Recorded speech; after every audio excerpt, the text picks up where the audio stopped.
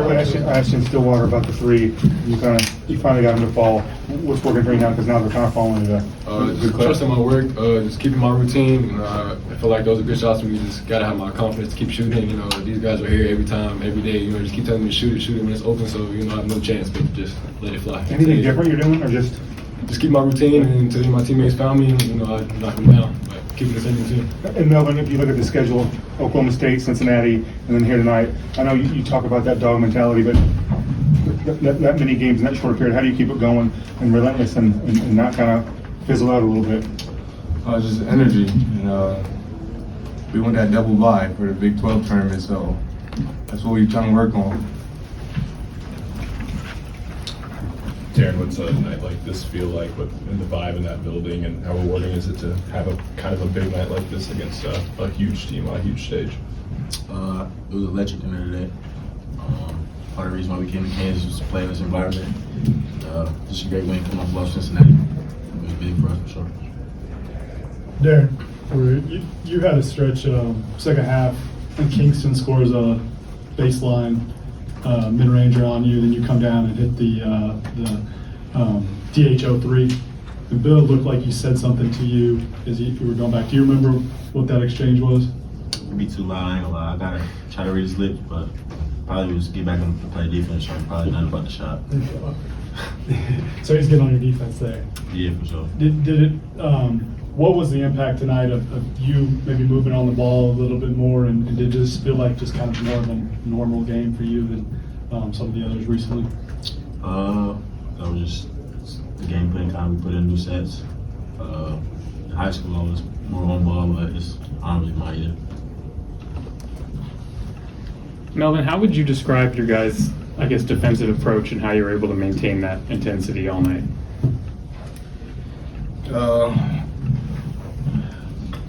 Before the that's funny you asked that. Before we came out, I told the guys that we gonna get a limo, a 20 car limo, and Water gonna be the driver. But we can't start if we don't play defense. And that's what happened today. So we driving in that limo tonight. Darryn, there was a time where you went out with maybe about 9 minutes to go, and you had the pads on your legs. Did you think you were going to be able to come back in at that point, and what kind of unfolded between that and your return to the court? Wait, hold on, was that almost on? Did I think I was gonna be able to come back? Yeah. There was a time where you went out and it looked like you had the things on your legs. I was wondering if you had cramps then, and did you think you'd be able to come back after that? I put them on every time I come out, like the leg things. So. Okay. Like this. So when that happened, you always knew you were going to go back in a few minutes later? Coach put me back in, yeah. Makes up the coach for real. Okay. Darryn, 2 straight games now, 30-plus minutes. Just how are you feeling health-wise? Are the cramps subsiding at all? Just how are you feeling? Good. I'm good.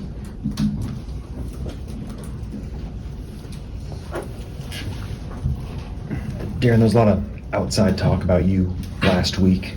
What was that the last 5-6 days been like for you personally? Kind of normal this year. Somebody's had something to say probably after every game this year, so I don't really pay attention to it anymore. How do you go about drowning that out? You have social media, people text you. Like, is it with teammates, family, coaches? How do you go about keeping your own little bubble? I don't know. I've kind of been a antisocial loner my whole life, so I kind of just deal with it on my own. For any of you guys, after the Duke and North Carolina games, Darryn, I know after North Carolina you talked about how those games are important for you guys to grow. How much have the three of you guys seen this team grow, especially since it started Big 12 play? Sure. I feel like we're growing a lot. I feel like we hit a couple different jumps this season, and I feel like right now we're kind of, I feel like we're kind of honing in on the details, especially getting closer to March. I feel like that's really what wins and loses us games, late in the season like this, especially, the conference play. I feel like right now we're just doing a good job of playing like that and definitely playing defense. I feel like that's where we get wins.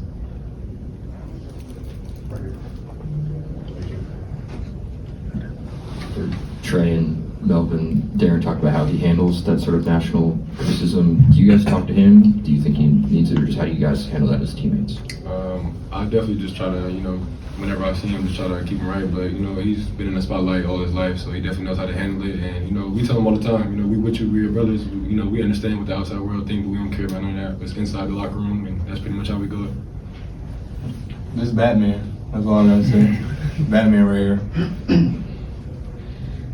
For Tre and Melvin, both of you sort of started pushing the pace to start the second half, especially, and getting out and running. What kind of lift do you think that gave you?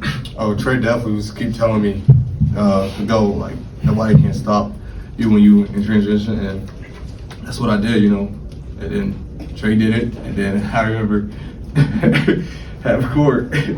Tre talking about we the fastest guard in the country. I had to look at him like, you fast? Bro? Don't do that. I had to look at him. I'll be beating you down the floor sometimes. Yeah, then Tre took off, and then, that's when we best at, when we play fast and don't think about it and play free. Melvin, what does a night like this kind of say about this team, especially after kind of what you guys went through on Saturday?